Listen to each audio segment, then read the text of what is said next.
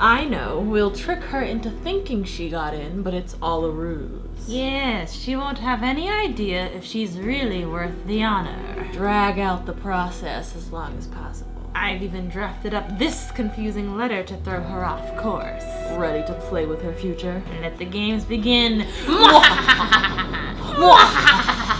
Okay, so it didn't exactly happen like that, but the admissions office was sending some mixed signals, I thought. So this is a story all about how my life got turned upside down. I mean, it did, but this is not the Fresh Prince of Bel-Air. This is my college application story, and I promised this years ago on my channel. If you haven't been following this channel, you should definitely subscribe. I've got content for days, not just on high achievement in college, but also on generally being the best version of yourself. So if that tickles your fancy, then you should subscribe. But I made a video in December of 2015 hinting at this story. So if you've been waiting for 3 years to hear it, wow, I appreciate your patience. Y'all are the ride or dies. Thank you for sticking with me. Let's get into how Harvard played with my heartstrings and took me for a ride. Hey, it's your girl Asante, helping you move consciously and creatively through life. And let me just give you a picture of what I did when I applied to college. I actually scraped my Harvard application together pretty last minute because I already knew what college I really wanted to go to, and that college was Howard University. HU? You know? I have tons of bison pride. My whole family went there. I applied their early action in the fall, which is the non-binding one. That turned out to be an important detail. I wanted to go there for the culture and the community, which I loved, but not for the academics. For me, Howard was a safety school. I knew I would get in based on my scores and my grades, and my whole family went there, so it wasn't really a challenge. And because I'm a perpetually stressed out overachiever, I decided to apply to more colleges that I knew I wasn't going to attend just to see if I could get into more things. I will never be satisfied. How many times have I sung that on my channel now? Several times. So late in the game, on a whim, I decided to apply to Harvard. Why not? YOLO. Do the kids these days still say YOLO? I don't know. I had an idea that I was doing quite well in my high school just based on how my teachers were talking about me, my involvement, my grades. I was a salutatorian. So I applied to Harvard with no intention of going, even if I did get in, just as a test for myself to see if I was doing well compared to people outside of my school. Comparing myself to others is a weakness. And I never seriously considered going to Harvard because no one told me that I should. No one from my public high school had ever gone to an Ivy League in the living memory of the school, and none of my immediate family had gone to one either. I had no idea how Ivy League institutions worked, and they do work quite differently from other institutions, let me tell you. I could make videos about that. And let's face it, if I wanted to go to Howard University, which is a historically black college, Harvard is about as historically white of a college as you can get. Like, Harvard is older than the USA. As someone who is capital V very black, I didn't think there was a place for me there. But I knew the name, I knew it was known to be the best, and I want to be the best at everything I do. Perfectionism, what's good? So I put my hat into the ring to be judged because I need the external validation. I decided to apply to Harvard in mid-October, which is late to begin the application process. I'm telling you, ain't no minute like the last minute, okay? I scrambled to ask my teachers to write recommendations. Harvard asked for not one, but 2 SAT subject tests, which I did not know was a thing. So I quickly registered for one of the few test days that were left and signed up for the ones that I felt needed the least preparation: English and math. Sticking to the basics. I actually mailed in my application the last possible day in January. I was nervous about whether it made it in on time because it was so close. I was just like, Lord God, please let it have made it in on time. And luckily for me, Harvard didn't have any early decision or early action at all that year, which is great because they usually fill up half or more of their student body with the early admissions. So that would have put me at a disadvantage applying at the last doggone minute. But I sent it off in January with everybody else's, $60 and a prayer.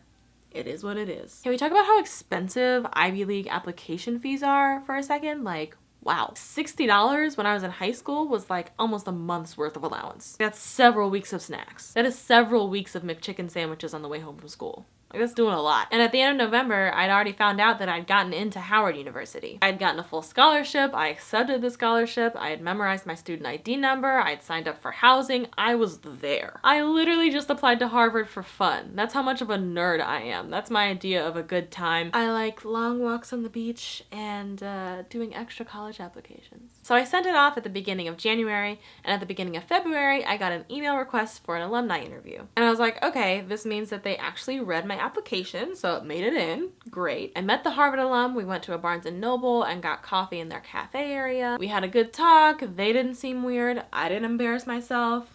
Feeling pretty good. You were supposed to hear back by March 30th. That's when they would send those fateful emails, and that's when they'd put the official acceptance or rejection letter into the mail. On March 23rd, I checked the mail, and there's a large envelope from Harvard with my name on it. What? What? I am freaking out because they're not even supposed to send the official letters until a week from now. So what is this? I go into the house, drop the other mail on the counter by the door, and immediately open the letter. Inside is this flag and a save the date for Harvard's accepted students day weekend. You can't really see it with the camera, but there is like a Veritas Shield Harvard watermark baked into the paper. Like, it looks legit. I start jumping up and down. I am so excited and so shocked. I am actually jumping for joy for a solid minute, like at least 60 seconds. I am literally a jumping bean. Get it? I think this is the happiest distilled moment of joy that I've experienced in my entire life. Like, it felt good. Like, it felt real good. And my mom is in the kitchen looking over at me like, and I go over and show my mom, and she's happy for me, but she's also like, you're still going to Howard though. And I'm like, yeah, I know, but I got into Harvard. What is happening? And then I show my dad, and he's like, this is not an acceptance letter. This is not a real thing. It's not a real thing unless they send you an acceptance letter. This is not an acceptance letter. And I'm like, but this is big. They can't send this to everyone. That would be such a fake out. How could they send this to me if they weren't gonna accept me? They have to have accepted me, right? I'm a little confused, but I also can't help being freaking excited right now. Literally everything I've done in my life, in school, up until this point, has led to this moment. I feel vindicated. The toil and the struggle, the trials, and the late nights, and the scores of extracurriculars have led to this point, and I have won. So I did what most millennials did at the time when they had big news. I put it on Facebook. You know, I'm showing it off. This is a proud moment. Now I worked my butt off, all right? I'm showing it off. I made a post like, look at what Harvard sent me in the mail, with a down shot of these guys looking all fresh and clean. So fresh and so clean.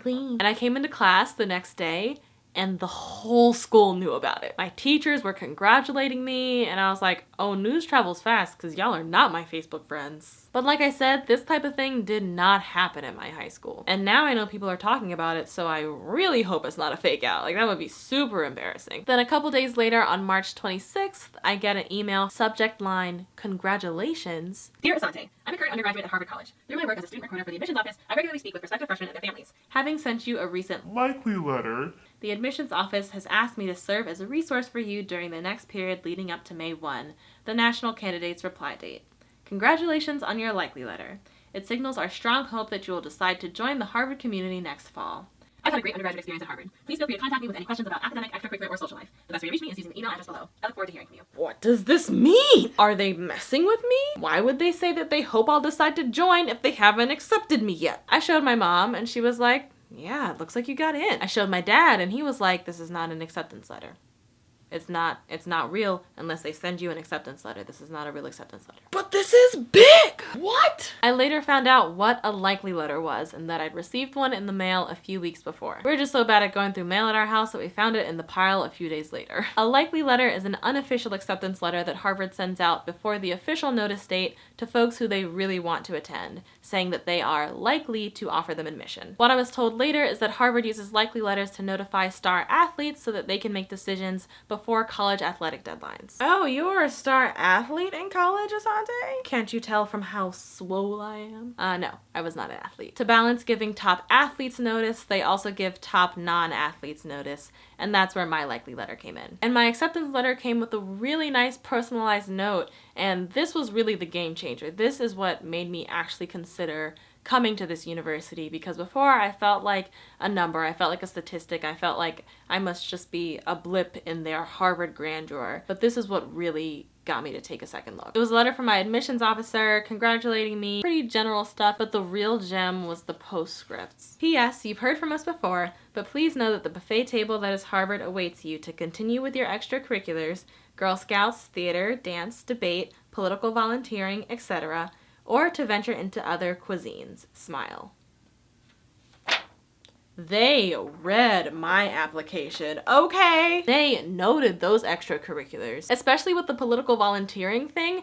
I didn't even notice that trend in my resume, but they were totally right. I had volunteered at the polls and helped register folks to vote, and I was like, oh, I have been political volunteering. That is an activity. That is a trend of something that I like to do. I was incredibly impressed with that. I was like, all right, let me give this Harvard thing a second look. This might actually be great. And I don't want to put the admissions officer on blast because he's not a public person, but he's great at picking out young Black talent, and that note made me feel really seen and cared about. When I arrived on campus, I met him at one of the multicultural welcome events, and when I introduced myself by name, he knew exactly which one I was. In a huge institution, it just makes you feel special. It made a difference. It was amazing to have someone say, you, yes, specifically you belong here, because I didn't think I did. I didn't think I'd fit in. I didn't think Harvard would have people like me there. But the care that the admissions team took with me and my experience visiting during Accepted Students Weekend